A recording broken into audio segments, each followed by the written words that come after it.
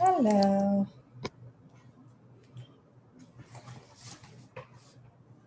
Hello, everyone, whoever is here. How are you? Shalom, Abigail. How are you? Catherine, how are you? Good. Everything okay? Baruch Hashem. Very good. Good. So good to see you.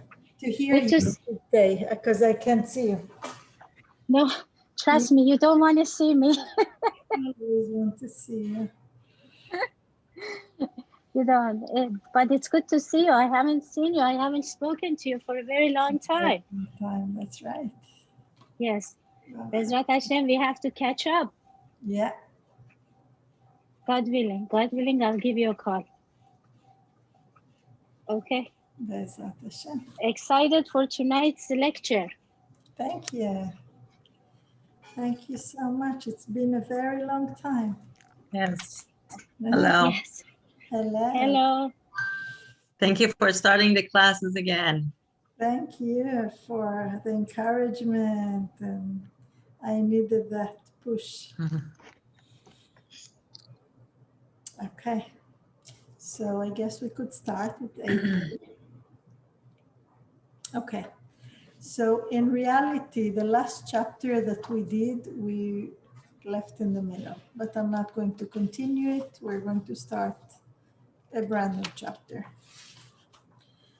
Talking to yourself about other people.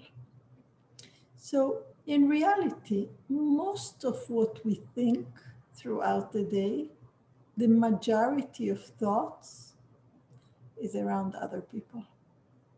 That's the majority of what we think. Even most things that we think about, it involves other people. And not just that, depending on how we think about them, the way we view them, that is going to make us happy or unhappy. That's going to make us feel encouraged or feel not encouraged. Let's say you have to make a phone call to an office and you think the person who picked up the phone is not pleasant. So by you thinking that that person is not nice and not pleasant, you're not going to talk in the same upbeat voice and you're not going to talk nicely. And then most probably you won't get the same results. So when we think of other people, it could be our very close relatives, it could be our spouse, it could be our children, it could be our siblings, it could be people that we work with, it could be our children's teachers, whoever it is that we're thinking about. The way we portray them in our mind is going to really make a big difference in the way we act towards them, and therefore it's really going to make a difference in the way they are going to respond to us. Because when you talk to someone and you put them on a pedestal and you actually believe in them, of course the response will be so different towards you. So this is something that we need to pay attention to, and we need to keep in mind and ask ourselves, what's really the best for me? So let's read a little bit from the book. Many of your thoughts are about other people you know well and people who are strangers to you, but who affect in your life in various ways.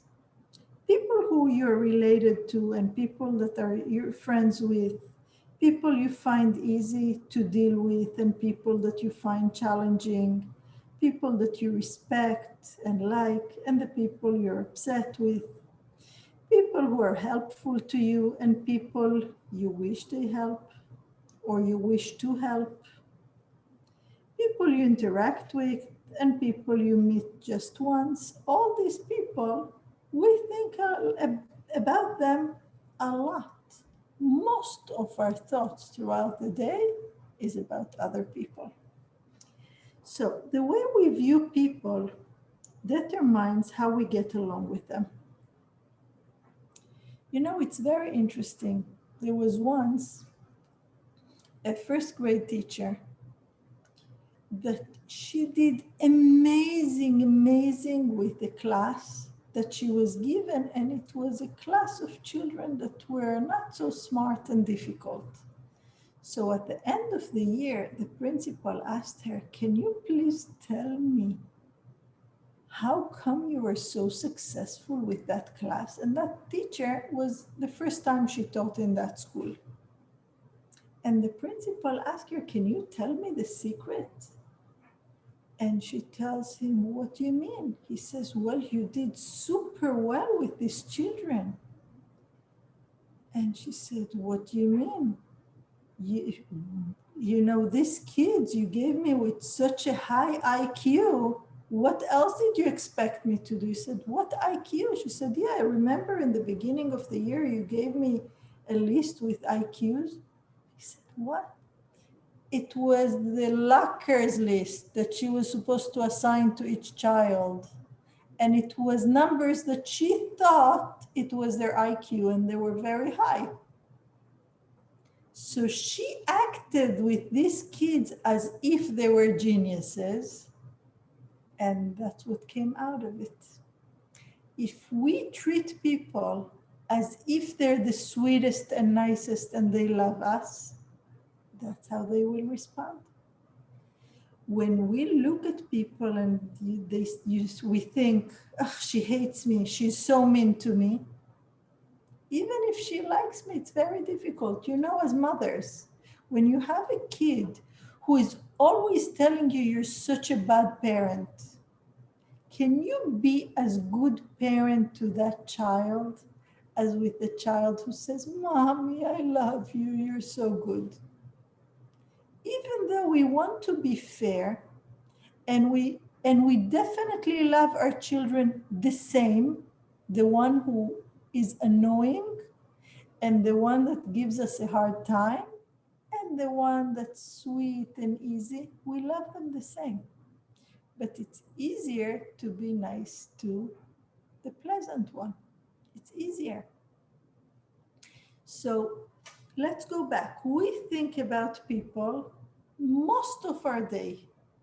Depending on how we think of them, that's what's going to be that they treat us back. That's what Shlomo HaMelech says, "Kamayim panim lapanim, ken lev ha'adam la'adam."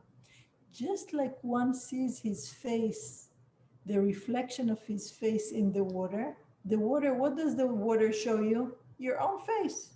You bend down, you look, what do you see? You see yourself in the water. The same way a person sees his own reflection in another person's heart. Meaning the way you look, just like you look at the water, you see yourself in there. The same way you look at the way you look at the other person, that's how he sees you. With those same eyes, with that same reflection. So when we look at other people with a good eye, with a positive eye, besides for doing a chesed to them, we're doing a chesed to ourselves too. We're definitely doing ourselves a chesed, and to them, very much so, because you're giving them the opportunity. When you tell a person you're nice, then they melt by you. This is a very big tool in marriage. If a man tells his wife constantly that she's so good and so good and so good, then she wants to prove that. When a wife tells her husband all the time that he's so amazing, he wants to prove that. And when we complain and say how horrible the other one is constantly, then there is no point to be good, because what's the point? Anyways, nothing is appreciated.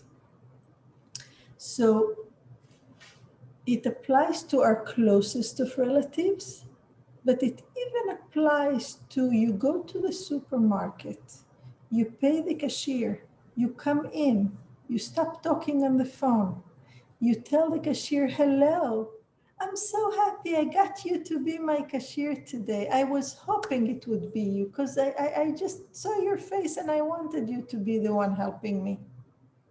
The poor lady is standing there the whole day. People come and go. They don't say hello, no thank you, no nothing. You know how good it feels that someone talks to you and sees that there is a person and not just a machine? Who is going to get the benefit? I will get the benefit because I'll get a smile back. And next time, they even know my name. And they're so happy to have me stand in line. Why? Because they like it when I'm nice to them. And when it is not so, then it's the opposite. So whatever we choose to think about others, it will reflect back to us. So besides for doing a chesed to them, and besides for the fact that that's the proper thing to do, we're also doing a favor to ourselves. There is a mitzvah in the Torah, ve'ahavta lereacha kamocha. You should love for another Jew the same that you would love for yourself. So just like we would like people to view us favorably, just like we would love to other people to judge us favorably, to see our good things. When people look at me, what do I want them to see? The parts in my face that are not so pretty? Or to look at what's pretty and say, oh, she looks good. What do I want people to focus on? We all want people to focus on our nice things. We're human beings. We're far from perfect. We have many, many blemishes in our physical body, in our qualities, in so many things. But we wish, every person wishes that the other person would look at him, and instead of staring and focusing on the defects and the blemishes, that we should really pay attention to the good things, because everyone has something good.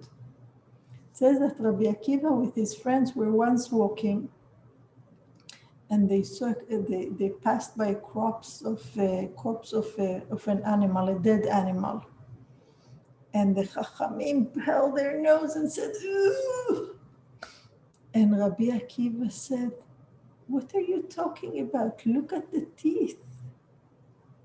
Look what beautiful teeth, what sharp teeth this animal had. We could choose to look at the beautiful sharp teeth, or we could say, ooh, it smells. Both of them are right. But what do we choose to look at? That's the question. So we said the Torah says, "V'ahavta lereacha kamocha," that you should love for others like you would love for yourself.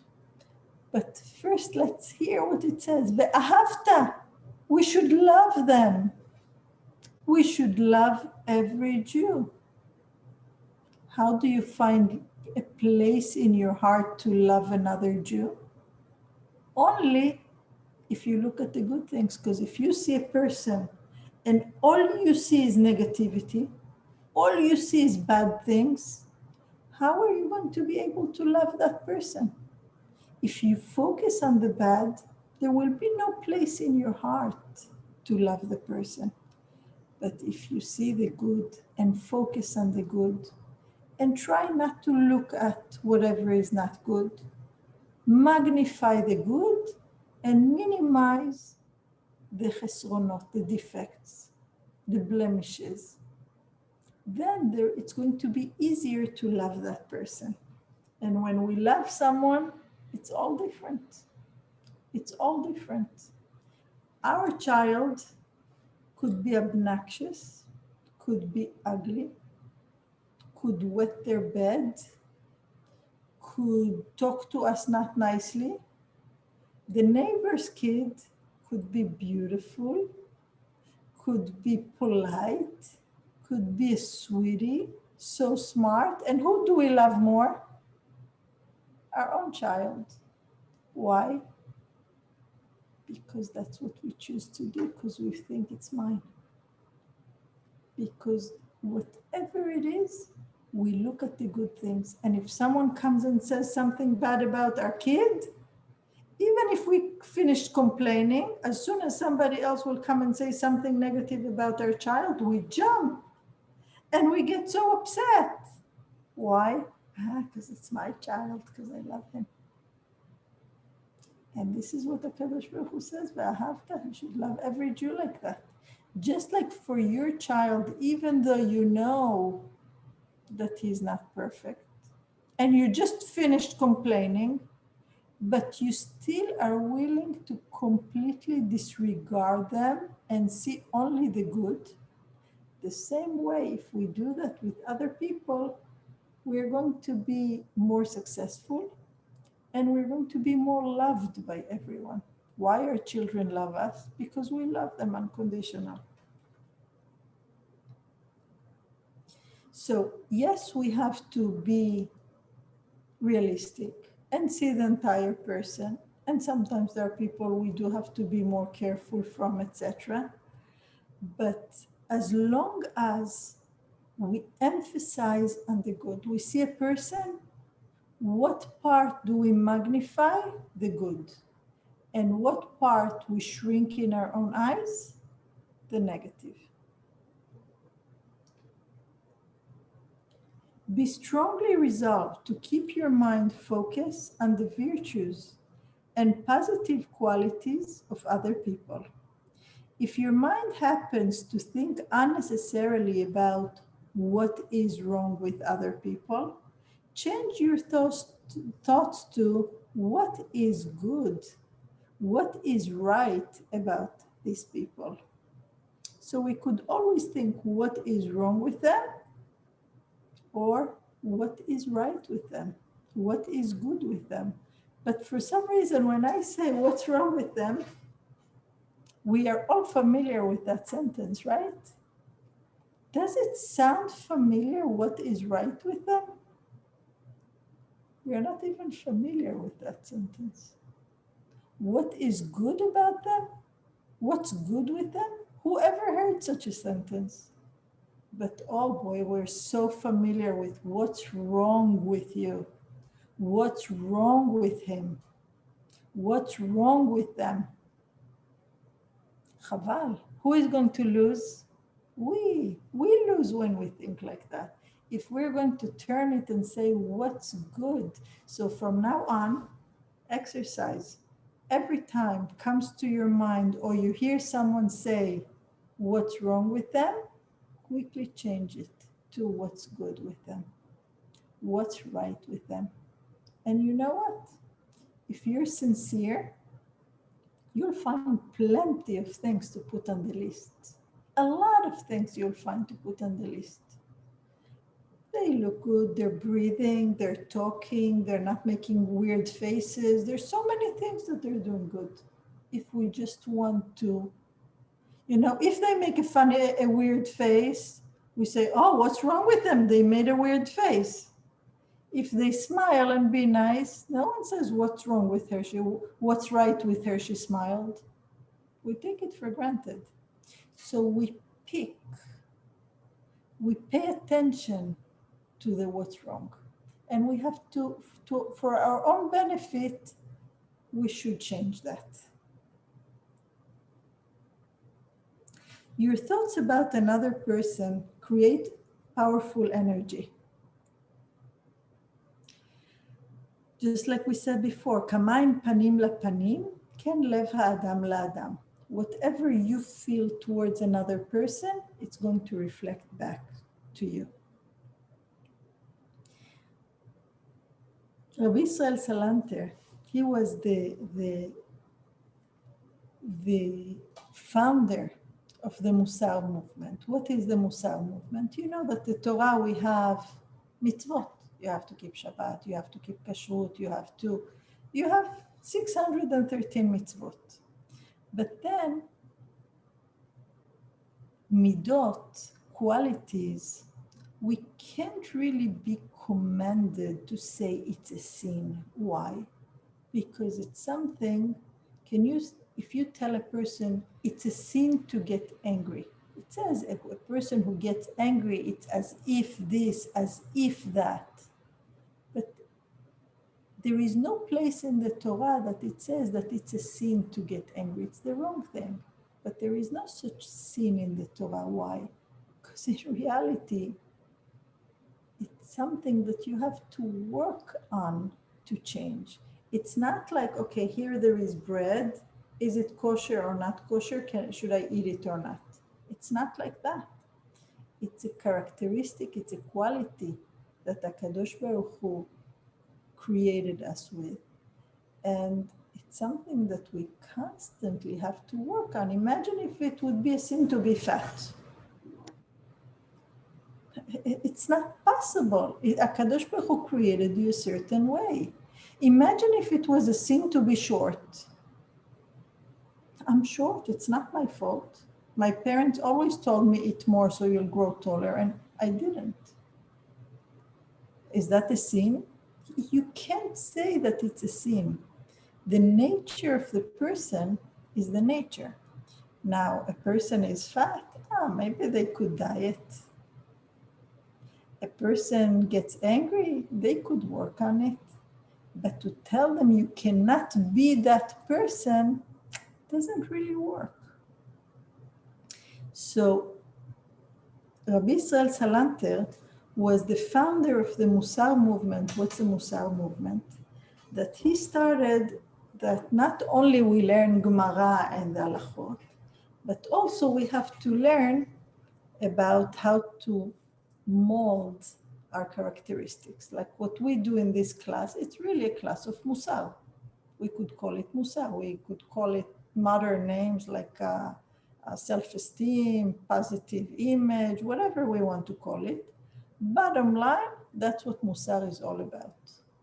That to become a person who is more satisfied with himself. When we are happy with ourselves, we can accept others. There is less jealousy, there is less getting insulted, and so on. So that is the Musar. And learning Musar, says the Rabbi Israel Salanter, when I started learning Musar, first thing I saw was my good qualities.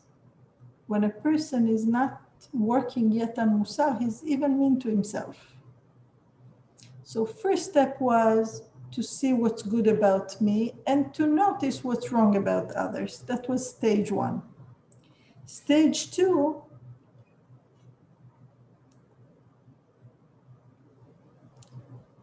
okay, I'm going to read it here. The first, when I started studying the ethical writings about character traits, I judged myself favorably and I found fault with other people. After I studied more, I also found fault with myself. And after I studied even more, I judged other people favorably and I found faults only with myself. Now, the greatness about the Musar is that when we find faults with ourselves, it doesn't mean that we crush ourselves, and it doesn't mean that we stop loving ourselves, and it doesn't mean that we look down at ourselves. No, I just know that I'm short. So that's how Hashem created me. What can I do? Maybe I could wear shoes with heels. Okay? In midot, in qualities, it's not as easy.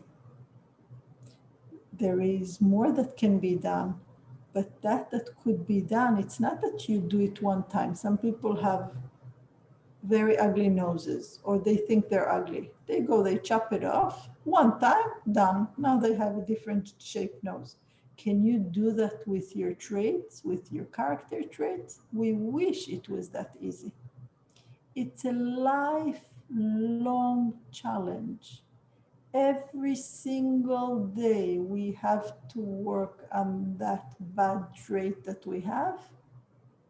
And in reality, I shouldn't even say bad, because there is no such thing as bad. It's all good, depending on if you use it at the right time and the right amount.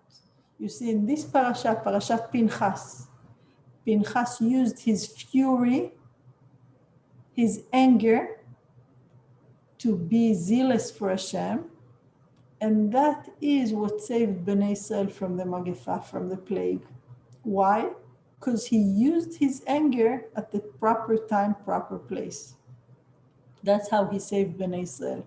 Other people who were more cool didn't do anything about it. So even anger could be the right thing at the right time. So there is no such thing as a bad quality. It's just that we have to know how to use it at the right time. Just like we cannot say salt is bad. Is salt bad? Depends. Maybe, maybe not. Definitely we need salt. We can't live without salt, but put too much salt and it's not good either.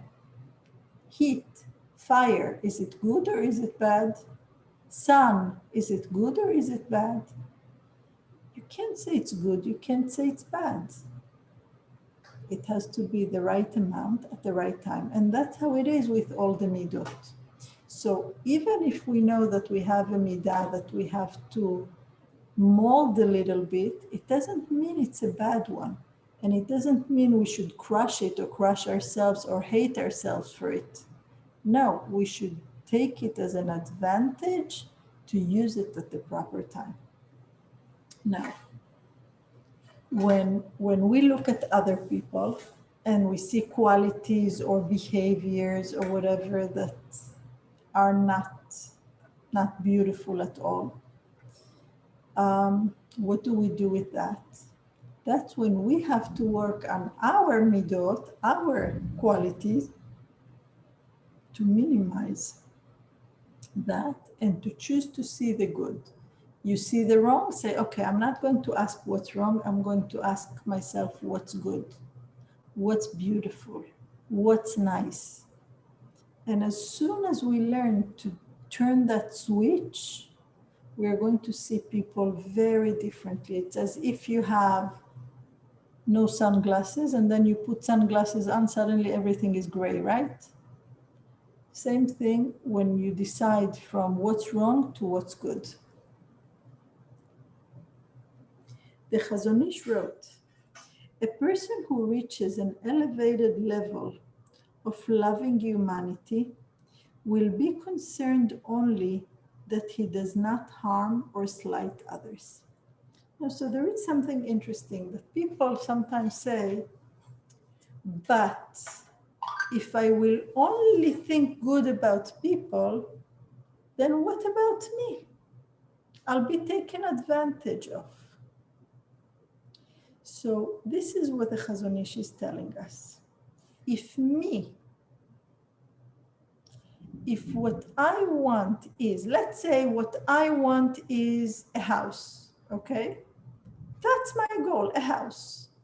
Whoever helps me with the house, he's helping my goal. Whoever takes away from my house is taking away from my goal, correct? Now, if my goal is to love other people, regardless of who they are and what they did to me and how they treated me.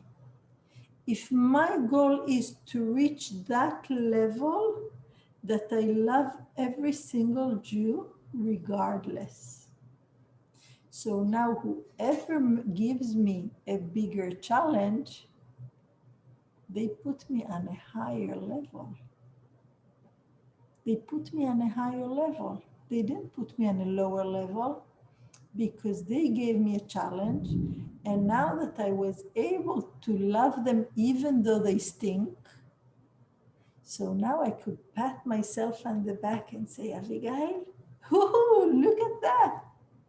They passed by you and you didn't hate them. You didn't say, ew, get away from me. I can't be here. You didn't say that. You were able to control yourself. So if my goal is to build myself, So every person that gives me a challenge, he's really helping me reach my goal. So let's read again what says the Chazon Ish. The Chazon Ish wrote, a person who reaches an elevated level of loving humanity will be concerned only that he does not harm or slight others. He will be ready to advance to accept any insult or slight from others. He knows that most people have not perfected their character traits and should not be blamed. So if someone did something, insulted, whatever, he says, yeah, most people didn't get to work yet on their midot fully, and that's why now he slipped. I slip sometimes too. So, but now this is my opportunity to see the good in this person. And why? Because my goal is to love everyone and to chas v'chalila never hurt anyone, that no one should be hurt because of me.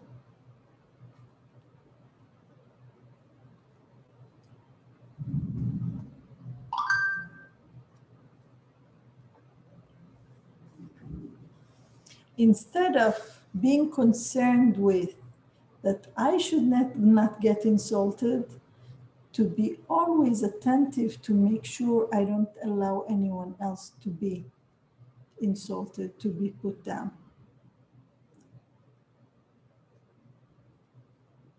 It is for, okay. Now, is it forbidden to tell someone the truth?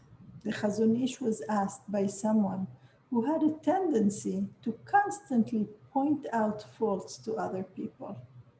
So what about you have your kids, you have your spouse, you have your students, is there something wrong with telling them the truth? Hey, you have to be more careful. Hey, you're not clean. Hey, you have to do this right. You never do this right. Are we allowed to say that it's the truth? We're not making up stories.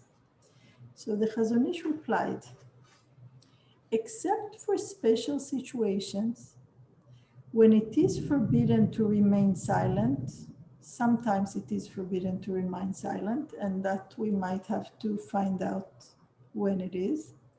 We should not criticize others for their personality and mannerisms if they do not ask us for our opinion. If someone comes to ask you, that's one thing. If they did not ask you, you have no right to say. And if we do not think that the person will actually do something to improve, and if you know that the fact that you're going to say is not going to help, then for sure you shouldn't say.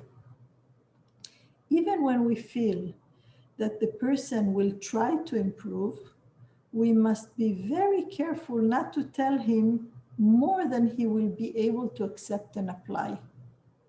So even when we tell someone their chisavon, whatever is wrong with them, it is only when we know that he wants to hear it, and not only that he would want to hear it, but he is going to want to work on it. Because just to make him hear the facts, yeah, you're short. What can I do with that fact? Nothing, right?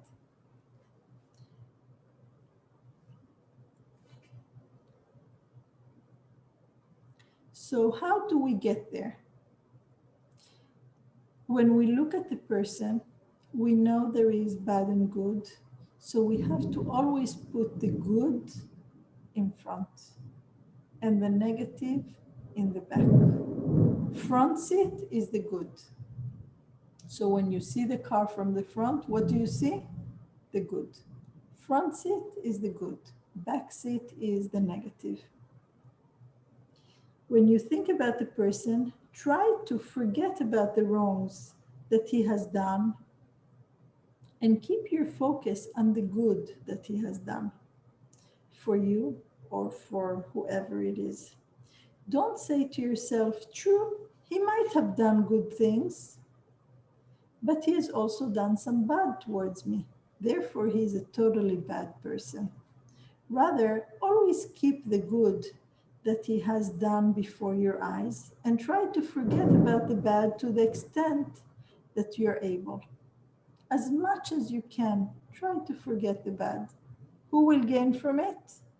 again, mostly myself, if we forget the bad that other people did to us, then there is no bad surrounding us. Says David HaMelech, Ach tov v'chesed irdefuni kol yemei chayai. Only good and kindness are chasing after me all my life. David HaMelech, you know what a life he had? Shaul, the king before him, his father-in-law was chasing after him to kill him. His son wanted to kill him. He had so many troubles. And what does it say? Only good chased after me. How could he say that? Because that's what he wanted to feel. If that's what we want to see, that's what we see. We see whatever we want to see. And he wanted to see, Ach tov v'chesed irdefuni. Only good is going to surround me and follow me.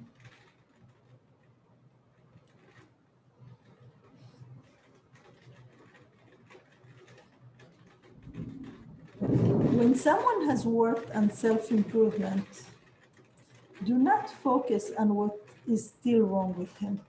Spouses, especially with spouses. We're much better with our children than with our spouses in this aspect. That you tell your husband, it's my birthday, and the present doesn't come. But then at least they tell you, oh, I'm so sorry, I really wanted to get you something. So you might say, nothing will ever improve. Or you might say, you know what? Something improved. Before he didn't even say, I wish I got you something. What happens when something like this happens? Do we only see the negative? Or do we also see the little improvement and focus on that and magnify that? So if we will choose to magnify the little bit of improvement, we're going to be happier. And the person that did the improvement will be very much encouraged to improve more because it was appreciated, it was noticed.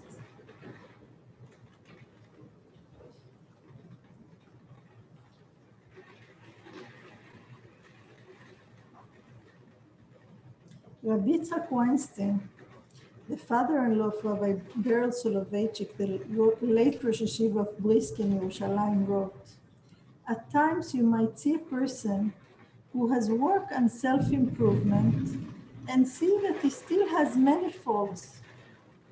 You might think, what a waste of time. This person is working on his midot and look, he's still so horrible. So he said, if this person, you should know that if this person would not have worked on himself, he could have been a murderer. Sometimes people ask me, they tell me, oh, look at these ladies, they cover their hair and they put on these long, pretty wigs. Is that modest? And I say, well, look, if this woman wants to look so attractive, imagine what she would look like if she did not cover her hair and she did not wear modest clothes. Imagine what she would have looked like if she wouldn't have those fences around her that at least she's covered, correct? So the fact that she decided to dress with tzniut, of course she looks a million times better if the same person with the same need to look in a way that people turn around when she passes by. Imagine what she would have worn if she hadn't accepted upon herself to dress according to halakha. So this is the same thing. People think that tzniut is halakha. Tzniut is quality, is characteristic. The halakha is how much you cover. The modesty is quality. Some people don't dress according to halacha and they're modest people. And some people dress according to halacha and they're not modest people. Just like we say anger, just like we say kindness, just like we say being shy, so does modesty is a quality. And it cannot be within the halacha. It's a mistake that people think there is halacha of modesty. There is the halacha of what a woman has to cover, just like what we are not allowed to eat, what we are not allowed to show. Modesty is something completely different. Maybe they go a little bit hand in hand, but you know what? There is concept of modesty the way we talk also, and the way we eat, and the way our house looks, and there is, in everything there is a concept of modesty, also in the way we dress.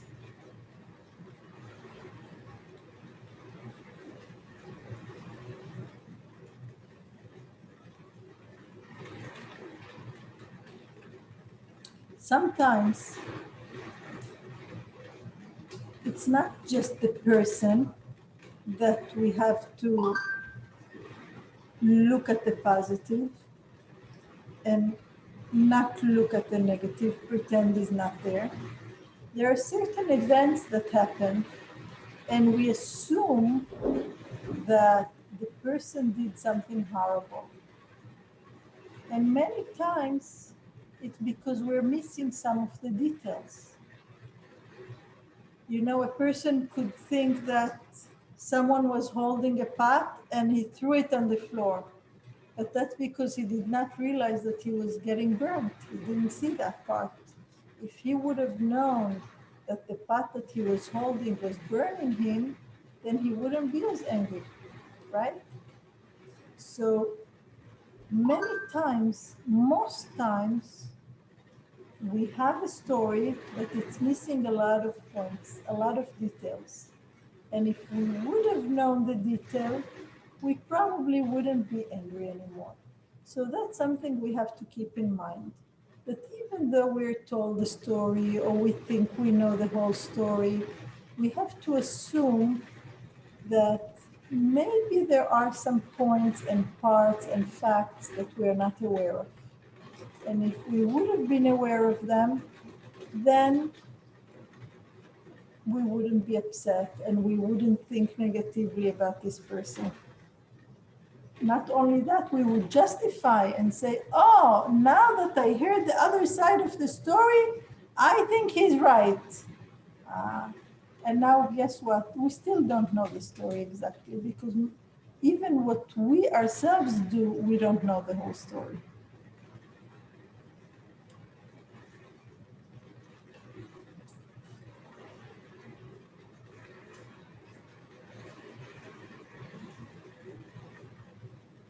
Sometimes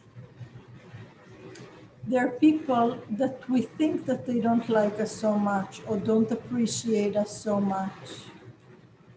And it's much harder to show them love and affection and actually respect them, much harder than the people that pump us and make us feel good and tell us nice things. Those are the people that's easy to appreciate and love. And then there is the people who don't do that and don't show that. And in fact, they even show that they a little bit dislike us. So it is easy to think about someone we dislike or someone who doesn't act positively towards us, that if he would speak and act better towards me, I would speak and act better towards him. So it's really his fault that I think and feel negatively about him. So we cannot control the behavior of another person, but we could control our own thoughts and our own self-conversations. Of course, it is much easier to think and feel and speak and act better towards others when we like and appreciate the way they act towards us. but it is the challenge to still be nice and see with positivity and love the people who don't show this to us. Now, I want to tell you something that it's not in the book, that I learned myself. There are people who don't show us, who even hide from us when they see us. And we think that it's because they don't like us so much. And then something happens after years, and suddenly you realize that the reason this person never said thank you to you and never pumped you and never even said hello is not because they don't love you and look up to you and appreciate you, but because they think you're so great and they're so small. And that's why they hide and they pretend they're not there and they pretend they didn't see you, and you say, I did so much for them. How come they hide away from me? They don't even say hi. They pretend that they don't know me. And in reality, it's because they see themselves so inferior that's why. And as soon as you go and bring them close and pump them and say something nice to them, they feel so good and they hold on to you and they don't want to ever let go, because in reality they always loved you, but they just didn't know that they could show it. They didn't hold of themselves high enough that they could come and say, hey, you know what? I really love you. They would think, who am I to say that? So sometimes we have people that we even think they don't appreciate us and they don't care about how good we are to them. And in reality, it's just the opposite. It's because they think so much that they think, who am I to come and say something? You know, if I see the Gadol Hador, am I going to go and say, hi, hello? No, I'm going to say, who am I to go say hi, hello, right? So that's how it is.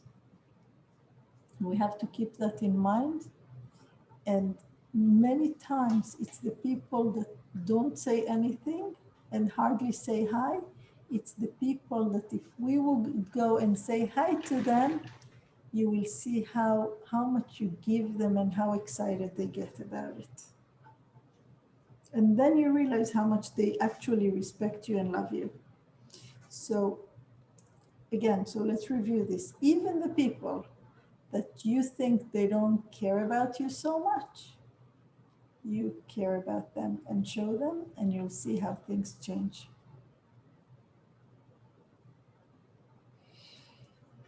Says Avot Rabbi Natan, who is a mighty person? The one who makes an enemy into a friend. And how do you do that? Just by being nice and being positive.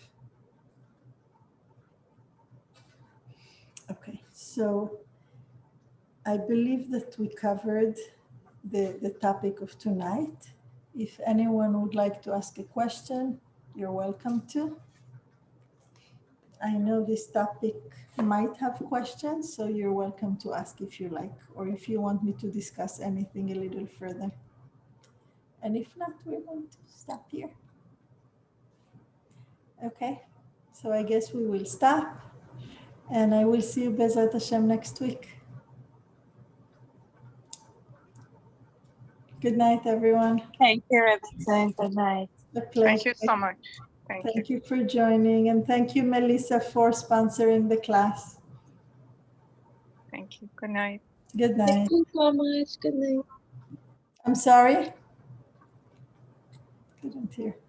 Okay, good night, everyone. Thank you. Good night. Good night.